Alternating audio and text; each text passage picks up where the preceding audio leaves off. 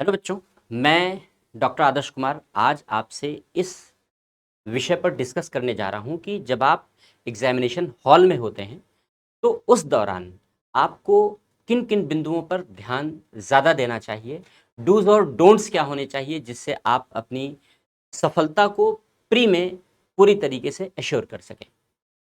क्योंकि प्री निकालना बेहद आसान भी है और प्री निकालना आपके लिए चुनौती भरा भी होता है।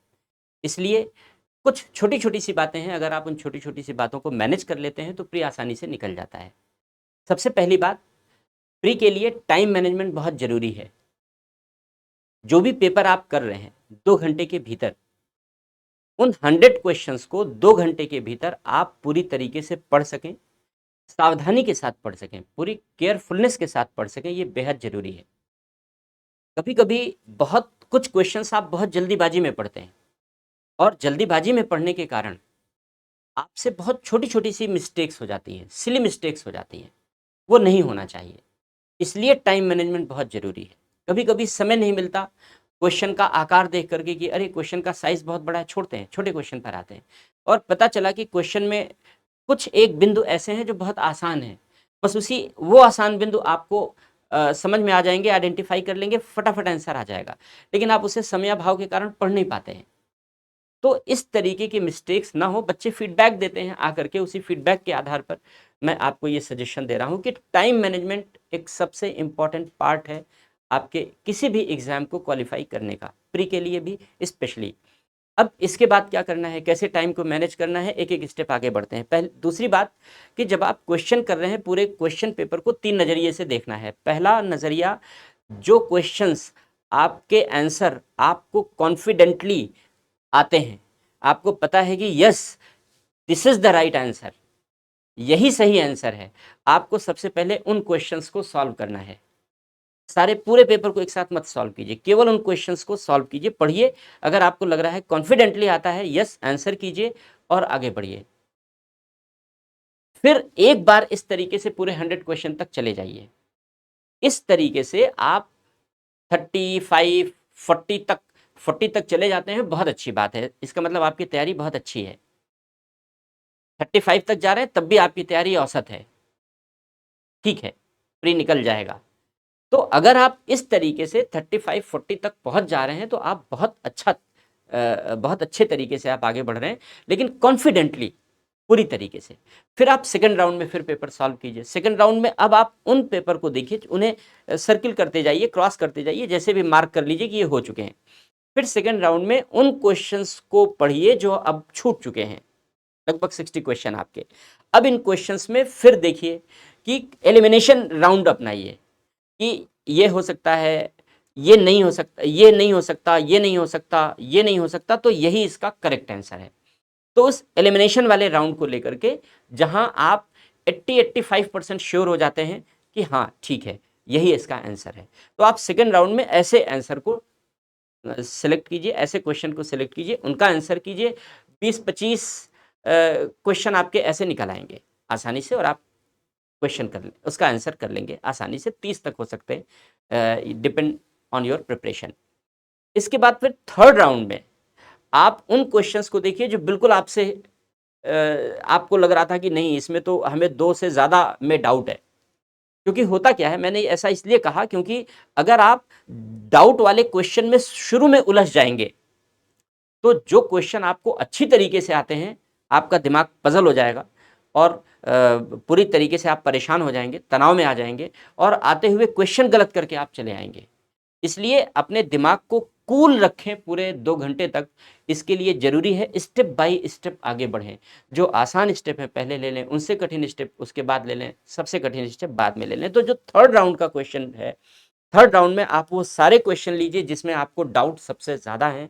कई ऑप्शन में डाउट हैं, 2 या 3 ऑप्शन में, 2 अगर 4 ऑप्शन दिए गए हैं, 2 में डाउट हैं, 2 ऑप्शन दिए गए हैं, दोनों में डाउट है या एक, तो ऐसी दशा में अ, तब ऐसे क्वेश्चन को हैंडल करना ज़रूरी है। तब ऐसे क्वेश्चन को हैंडल करना शुरू करें, क्योंकि बहुत बेहतर तरीके से आप अपने आप को रिप्रेजेंट ऑलरेडी कर चुके हैं, अब आपको थोड़ा और गेन करना है। तो इस गेन करने के लिए आप अच्छी तरीके से कूल होकर के अपने तर्क शक्ति का इस्तेमाल कर सकते हैं और बेहतर आंसर की ओर पहुंच सकते हैं। तो इस बात का ध्यान रखना है। दूसरी बात हमने आपको बताई। तीसरी बात, जो सर्किल हमें काले करने होते हैं उसको करने में विशेष ध्यान रखना होता है। कुछ बच्चे पूरा पहले पेपर करते हैं, फिर अंत में सर्किल काला करते हैं। और कभी कभी कुछ बच्चों ने आके तो मुझे ये भी फीडबैक दिया कि सर कुछ सर्किल काले करने रह गए। देखो बच्चे, ऐसे करोगे तो किस्मत काली हो जाएगी, रिजल्ट काला हो जाएगा, अच्छा नहीं आएगा। इसलिए ऐसा मत करना। जब पहले राउंड में क्वेश्चन आप सिलेक्ट कर लो जिसमें 40 क्वेश्चन कॉन्फिडेंटली हैं, वो भर लो, या फिर 5-5, 10-10 के टुकड़े बना लो, वो भरते चलो, जैसा भी आपको कंफर्टेबल लगे। हर पर्सन टू पर्सन ये कंफर्ट जोन वेरी करता है, तो आप अपने कंफर्ट जोन के आधार पर करते चलो, लेकिन वो सर्किल जरूर वो काले करते चलो, वो ऑप्शन अपने वो भरते चलो, गोले काले करते चलो, जिससे कि वो छूटने ना पावे। एक बात। दूसरी बात, बड़ी सावधानी से भरना है। कहीं ऐसा नहीं कि दूसरे में तीसरा, तीसरे में किसी एक का आंसर दूसरे में चला गया, वो आपके लिए बेहद नुकसानदेह साबित होगा। इसलिए बहुत केयरफुल रहना है, जल्दीबाजी नहीं दिखानी है, धैर्य के साथ पेपर देना है, और बहुत कूल पूरे 2 घंटे पूरे अपने माइंड को कूल करके रखना है, तभी आप बेहतर परफॉर्म कर पाओगे। तो बेहतर परफॉर्मेंस के लिए दिमाग का कूल होना बहुत ज़रूरी है, टाइम मैनेजमेंट करना बहुत ज़रूरी है, स्पीड को फोकस करते रहना भी ज़रूरी है। तो ये छोटी छोटी सी बातें हैं जिसको आपको ध्यान में रखना है। मैंने इन बातों को इसलिए आपको बताया जिससे कि आपका टाइम वेस्ट ना हो, क्योंकि टाइम वेस्ट होगा तो समस्या आपके लिए सामने खड़ी हो जाएगी, यकीन मानना, ध्यान रखना। इसके बाद जब सेकंड पेपर की बारी आती है, सीसेट की बारी आती है, तो उसमें कॉम्प्रिहेंसिव है, मैथ्स है, रीजनिंग है। किसी के लिए कॉम्प्रिहेंसिव कंफर्टेबल है, किसी के लिए मैथ्स कंफर्टेबल है, तो आप अपने कंफर्ट जोन के आधार पर कर सकते हैं। लेकिन पेपर तो आपके कंफर्ट जोन के आधार पर सेट नहीं होता, वो तो वेरी होता रहता है। इसलिए आप यहाँ पर भी स्विच कर सकते हैं अपने कंफर्ट जोन के हिसाब से। जहाँ आपको लगे कि आप थोड़ा उलझन में फंस रहे हैं, उसको छोड़ दीजिए, लीव दैट, और उस क्वेश्चन पर स्विच कर जाइए जो आपके कंफर्ट जोन में आते हैं। इससे पूरे 2 घंटे तक आप अपने दिमाग को कूल रख पाएंगे, अदरवाइज आप तनाव में आ जाएंगे। यही बात आपको फर्स्ट पेपर में भी करनी है। फर्स्ट पेपर में भी मान लीजिए जैसे ABCD 4 सीरीज होती हैं, आपको कौन सी सीरीज मिलेगी पता नहीं, सीरीज में क्वेश्चन कहाँ से शुरू होंगे पता नहीं। अगर आपको पॉलिटी बहुत अच्छी लगती है और पॉलिटी से ही क्वेश्चन की शुरुआत है, तब तो प12, तब तो बहुत अच्छी बात है।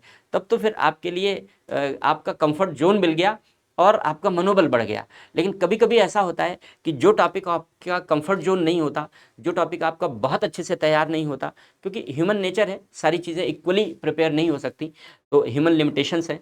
तो ऐसी दशा में कोई भी टॉपिक ऐसा है जो आपका अच्छी तरीके से तैयार नहीं है और वही शुरू में आ गया, तो पेपर पढ़ते ही, सर मुड़ाते ही ओले पड़े वाली कहावत साबित हो गई।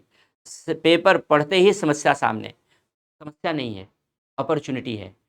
तुरंत स्किप कर जाओ, जंप कर जाओ, नया अवसर तलाशो और देखो कौन आपका कंफर्ट जोन है। 20 क्वेश्चन के बाद आपका कंफर्ट जोन है, 30 क्वेश्चन के बाद है, 40 के बाद है, अंत में 60-80 के बाद है। जो आपका कंफर्ट जोन है वहां से शुरू कर दो, क्योंकि जब आप अपने कंफर्ट जोन से क्वेश्चन करोगे तो शुरुआती दौर में आपका मोरल भी बढ़ता जाएगा, दिमाग भी कूल रहेगा, टेंशन फ्री रहेगा, और ये पूरे 2 घंटे आपका बेहतर केवल टाइम मैनेजमेंट ही नहीं होगा बल्कि बेहतर स्ट्रेस मैनेजमेंट भी होगा। अगर आप शुरुआती दौर में मुश्किल क्वेश्चन ले लेते हो, शुरुआती दौर में जो डाउट वाले क्वेश्चन हैं उसको ले लेते हो, तो आपका स्ट्रेस भी बढ़ जाता है, समय भी बर्बाद होता है। इसलिए टाइम और स्ट्रेस दोनों का ऑप्टिमम मैनेजमेंट बहुत ज़रूरी है, बेस्ट मैनेजमेंट बहुत ज़रूरी है। इस बात का विशेष ध्यान रखना प्री के एग्ज़ाम करने के दौरान। बहुत छोटी-छोटी सी गलतियाँ होती हैं, तो उसका ध्यान रखना इसलिए बहुत ज़रूरी होता है। हाँ, एक बात और, नई कोई चीज़ नहीं पढ़नी, क्योंकि कुछ भी नया पढ़ा काम नहीं आएगा। गाँठ बाँध लो, लिख लो। मैं लिखित तौर पर कह रहा हूँ कि कोई नया पढ़ा हुआ काम नहीं आएगा, बल्कि पूरे 1 महीने से कोई नया पढ़ा हुआ काम नहीं आता। केवल और केवल रिवाइज़ की गई चीज़ें काम आती हैं। इसलिए जिन चीज़ों में आपकी स्ट्रेंथ है, उन्हीं चीज़ों को मैक्सिमम रिवाइज़ करो, जिससे वहाँ गलतियाँ होने की संभावना शून्य हो जाए। अगर आप एग्ज़ामिनेशन हॉल में बैठे हो और एग्ज़ामिनेशन हॉल में आपको लगता है कि ओह! ये क्वेश्चन तो मुझे आता था और आ नहीं रहा है और नहीं याद आया। एग्ज़ामिनेशन हॉल से बाहर निकले और आंसर क्लिक कर गया कि oh! This was the right answer. अगर ये गलती हो गई, तो यकीन मानो आप सिलेक्शन से दूर हो जाते हो। इस तरीके की मिस्टेक्स नहीं होनी चाहिए, इस तरीके की मिस्टेक्स अवॉइड करना सीख लो। अगर इस तरीके की मिस्टेक अवॉइड हो गई, यकीन मान लो प्री नहीं रुकता, कभी नहीं रुकता, प्री में 100% सिलेक्शन होगा। तो इस तरीके की मिस्टेक्स जब आप एग्जामिनेशन हॉल से बाहर निकलते हो और आपको लगता है कि ओह इसका तो आंसर मुझे आता था और मैंने गलत कर दिया, या इसका आंसर मुझे याद नहीं आया अब याद आ गया, ये मिस्टेक केवल इसलिए होती हैं क्योंकि लैक ऑफ रिवीजन है, लैक ऑफ रिवीजन है। इसलिए मल्टीपल रिवीजन होना चाहिए, मैक्सिमम रिवीजन होना चाहिए, कम से कम 6 बार 7 बार 8 बार। हालांकि अब तो काउंटडाउन तेजी से शुरू हो चुका है, लेकिन मैं वैसे भी बता रहा हूं कि रिवीजन ही इसकी कुंजी है कि इस तरीके की समस्या का समाधान हो सकता है। और इन छोटी छोटी बातों को अगर हम लोग मैनेज कर लेते हैं, इन छोटी छोटी बातों का हम लोग अगर ध्यान रख लेते हैं, तो यकीन मानो प्री के एग्ज़ाम में हमारी सफलता सुनिश्चित हो जाती है। इसलिए आपका दिमाग कूल भी रहे, एग्ज़ाम के पहले अच्छी नींद लेना है, तनाव फ्री रहना है, टेंशन फ्री रहना है, तनाव से पूरी तरीके से मुक्त होना है। आपने जो मेहनत आपको करनी थी, आपने साल भर में पूरी मेहनत कर ली है, अब मेहनत नहीं करनी, अब तो परफॉर्म करना है, अब तो स्टेज पर परफॉर्म करने जा रहे हो। इसलिए अब आप परफॉर्मर हो, कितना अच्छा परफॉर्म करोगे ये इस बात पर निर्भर रहता है कितना टेंशन फ्री हो, कितने मस्त हो और कितने कूल हो। इसलिए जब आप एग्जामिनेशन हॉल में बैठे हो तो आप अपने आप को परफॉर्मर समझो कि अगर आपका शो खराब हो गया तो टमाटर पड़ेंगे आपके ऊपर, अंडे फेंके जाएंगे आपके ऊपर।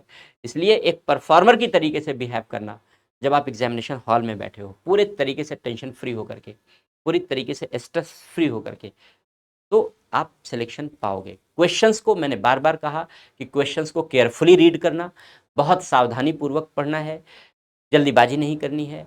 हिंदी मीडियम के बच्चों के लिए ये विशेष टिप है कि अगर आप क्वेश्चन पढ़ रहे हो हिंदी मीडियम में और अगर आपको लगता है कि कहीं कुछ डाइसी सा है, तो इंग्लिश मीडियम के क्वेश्चन को भी जरूर एक बार पढ़ लो। बगल में ही इंग्लिश मीडियम में भी क्वेश्चन लिखा होता है, तो इंग्लिश मीडियम का भी जरूर पढ़ लो कि उसका इंग्लिश मीडियम में क्या आंसर दिया, क्या उसका अर्थ लिखा गया है, या इंग्लिश मीडियम में उसका वर्जन क्या है, तो इंग्लिश मीडियम में क्या वर्जन है और हिंदी में क्या ट्रांसलेशन किया गया है।